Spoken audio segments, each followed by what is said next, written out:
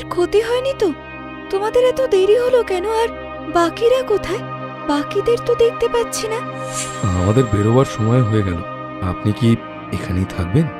ক্ষমা করবেন, মতি বিবি আপনাকে তার ঘরে ডেকেছেন। আমি এর আগে এমন রূপসী একটাও দেখিনি। মতি বিবি কপাল কুণ্ডলাকে তার অলংকার পরিয়ে দিতে লাগলো। আমি পথে হাঁটতে হাঁটতে একা যাব। যদি আমাকে কেউ আক্রমণ করে,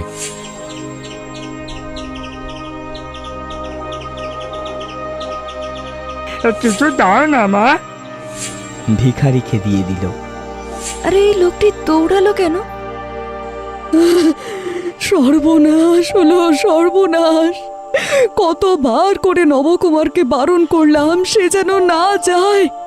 আমার কথা সে কিছুতেই শুনলো না, কিছুতেই না। আর তাছাড়া কখনই বা সে আমার কথা শুনেছে?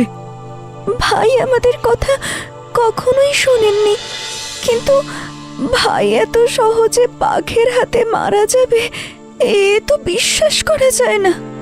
নৌকার কয়েকজন যাত্রী নবকুমারের বাড়িতে এসে এই খবর দিচ্ছিল। তাদের মধ্যে মৃদু গুঞ্জন উঠল। তাহলে কি আমরা মিথ্যা কথা বলছি? আমাদের চোখের সামনে নবকুমারকে ওই সমুদ্রের তীরে ওই জঙ্গলের মাঝে বাঘে খেলো যে। কিন্তু সে কথা কি করে আমরা বিশ্বাস করব? নবকুমারকে যে বাঘে খেয়েছে তার অন্য কি প্রমাণ আছে আপনাদের কাছে?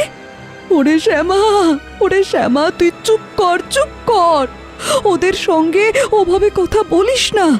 ওরা তো ভালোর জন্যই আমাদের কাছে খবর দিতে এসেছে। আমার ছেলেটার কি হয়ে গেল?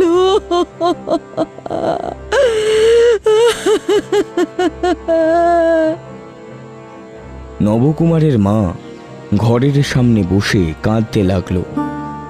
শ্যামা সুন্দরী হলো নবকুমারের দিদি। সে কিন্তু ভাঙল না। না না, আমার ভাই এত সহজে বাঘের পেটে যাওয়ার ছেলে নয়। তোমাদের নিশ্চয়ই নিশ্চয়ই কোথাও ভুল হয়েছে। আমাদের ভুল কোনোভাবেই হতে পারে না। চোখের সামনে দেখলাম এই 8 হাত লম্বা সেই বাঘ। আরে আরে 8 হাত নয়, সে বাঘ ছিল 14 হাত লম্বা। আর শুধু কি তাই, আমাদের চোখের সামনে নবকুমারকে সেই বাঘ আস্ত মাথাটা কামড়ে ধরে জঙ্গলের ভেতরে ঢুকে গেল। দলের মধ্যে এক বৃদ্ধ ছিল। সে এগিয়ে এসে বলল, আরে আরে এসব কথা নয়। আসলে আমরা অনেকেই নেমেছিলাম চরে, কিন্তু বাঘ যখন এলো সকলেই পালালো। নবকুমার আর আমি সবার পেছনে পড়েছিলাম। আমার মতো সাহসী তো নবকুমার ছিল না, তাই বাঘের পাল্লায় পড়লো। আমি তো প্রাণপণে দৌড়ে নৌকায় এসে উঠলাম। তার জন্য অপেক্ষাও করলাম। আর কতবার বললাম আর একটু জোরে দৌড়াও আমার হাত ধরে। সে ছুটতে পারতো, কিন্তু না। শুনুন, মুখের কথাই আমরা বিশ্বাস করি না। যদি ভাইয়ের মৃতদেহের প্রমাণ পাওয়া যেত তাহলে আমরা বিশ্বাস করতাম। তোমরা আমাদের মিছে কথা বলছো। মিথ্যে বলুক আর সত্যি বলুক, আমার নবকুমার তো আর ফিরে আসবে না। সে কোথায় আছে, কোথায় হারিয়েছে, বেঁচে আছে না মরে গেছে সে কথা তো জানি না। তারা বাড়ি বয়ে খবর দিতে এসেছে, অথচ তাদের কথায় ওরা বিশ্বাস করলো না। এই ভেবে যাত্রীরা চলে গেল। নিশ্চয় নিশ্চয় ওরা মিথ্যে কথা বলছে। ভাইয়ের অন্য কিছু হয়েছে। আমি জানি আমার ভাই খুব খুব সাহসী ছেলে।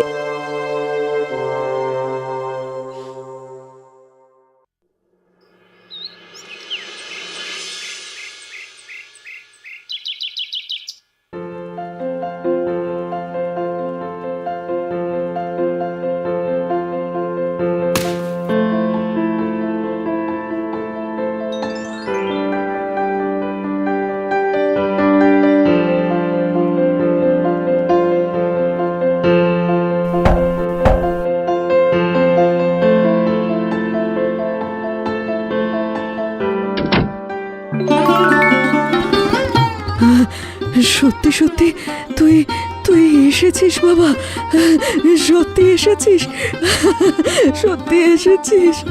কতজনে কতজনে কত কথা বলল, কেউ বলল 8 হাত, কেউ বলল 14 হাত বাঘ নাকি তোকে খেয়েছে। আমাকে বাঘে খেত যদি না কপালকুণ্ডলা আমায় বাঁচাতো।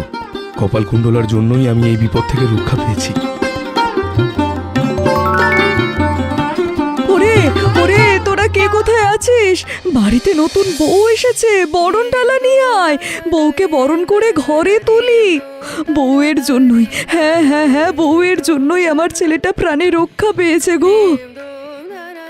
নবকুমার মনে মনে ভাবল, আমি চিন্তায় ছিলাম কপালকুণ্ডলাকে ওরা মেনে নিতে পারবে নাকি, কিন্তু এখানে তো ঘটনা অন্যরকম হয়েছে। এবার আর মনে হয় কপালকুণ্ডলার জন্য আমার কোনো চিন্তা করতে হবে না। ভাই গিয়েছিল একা আর ফিরে এসেছে আমাদের জন্য একটা টুকটুকে বউ নিয়ে। তাতে আমি কিন্তু ভারী খুশি হয়েছি। দিদি, দিদি কোথায় গেলি? কপালকুণ্ডলাকে তারা বরণ করে ঘরে তুলল।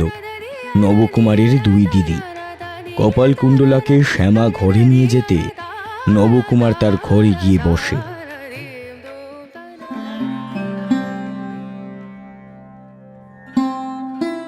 এতদিন এই ভয় আমার মনে কাজ করেছে, কপালকুণ্ডলার যদি কোনো অনাদর হয়, তাই তার সঙ্গে ভালোভাবে কখনো কথা বলতেও পারিনি।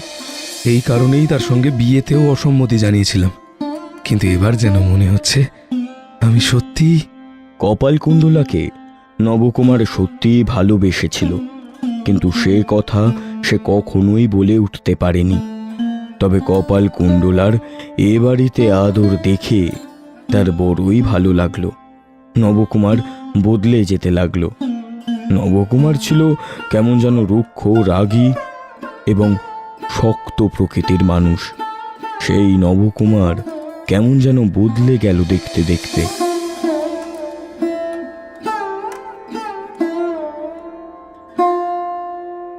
আমায় নিয়ে আসার পরে তোমার বাড়ির লোকেরা আমায় কষ্ট দেয়, কিন্তু আমার তা মনে হয় না। অনেক ভালো হয়েছে, তোমার জন্য আমি বিপদ থেকে রক্ষা পেয়েছি। তাছাড়া তুমি বাড়িতে এসেই সকলের মন জয় করে নিতে পেরেছো। দেখবে মা আর 2 দিদি বড় ভালো, আর শ্যামা ও একটু বেশি ভালো। তবে বড় দিদি বিধবা মানুষ, সে লোকেদের সঙ্গে সহজে মেশে না, নিজের ঘরেই থাকে। কিন্তু কিন্তু আমার মনের ভয় কিছুতেই কমছে না। আমার বারবার মনে হচ্ছে কিছু একটা বিপদ ঘটবেই। ওই কাপালিক তো আমাদের এত সহজে ছাড়বে না। আরে কপালকুণ্ডলা, তুমি বুঝতে পারছো না, ওই সমুদ্রের তীরের জঙ্গল নয়, এ হলো সপ্তগ্রাম, আমাদের এখানকার সবচেয়ে প্রসিদ্ধ বাণিজ্য নগরী। এখানে কত বড় বড় নৌকা আসে, আর তুমি জানো কত বণিকেরা এখানে আসে। এখানে আসবে সেই কাপালিক, তা কি করে আসতে পারবে সে?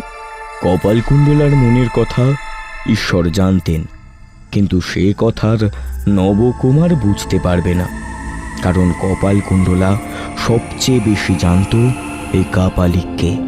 সে জানত কাপালিকের অসাধ্য কিচ্ছু নেই।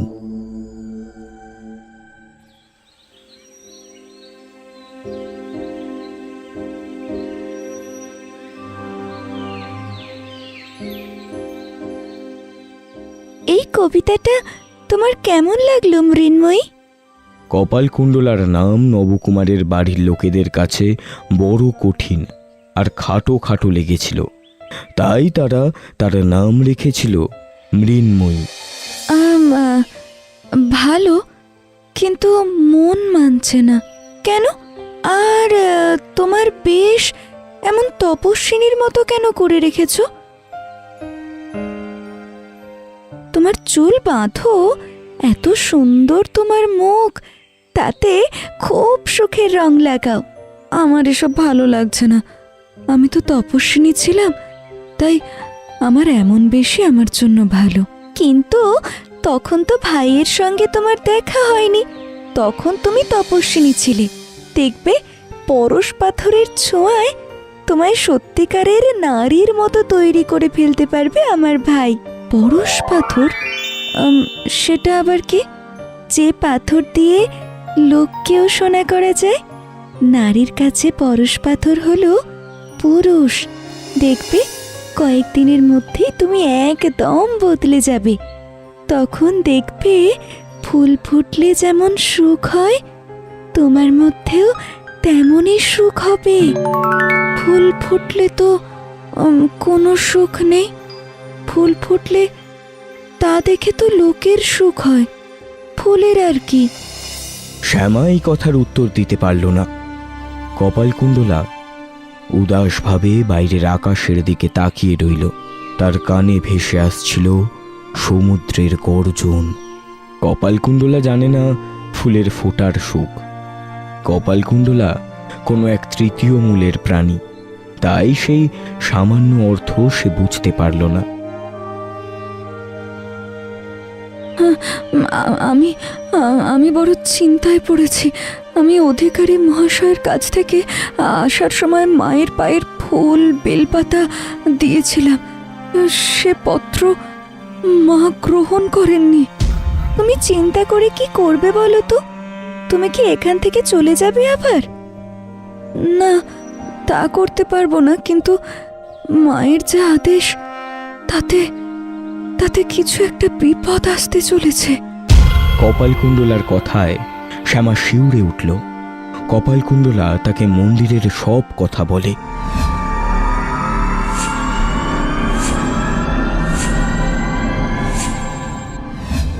তাহলে তো সত্যি বিপদ। মা যখন তোমার এই যাত্রায় অসুবিধের ইঙ্গিত দিয়েছে, তাহলে তোমার জীবনে বিপদ আসতে চলেছে যে। কপালকুণ্ডলা চমকে উঠল তার কথায়। এবার তাহলে সত্যিই কি বিপদ আসবে? শ্যামা বুঝতে পারল বিপদের কথায় তার বুকের ভেতরটা কেমন ধপ করে উঠেছে।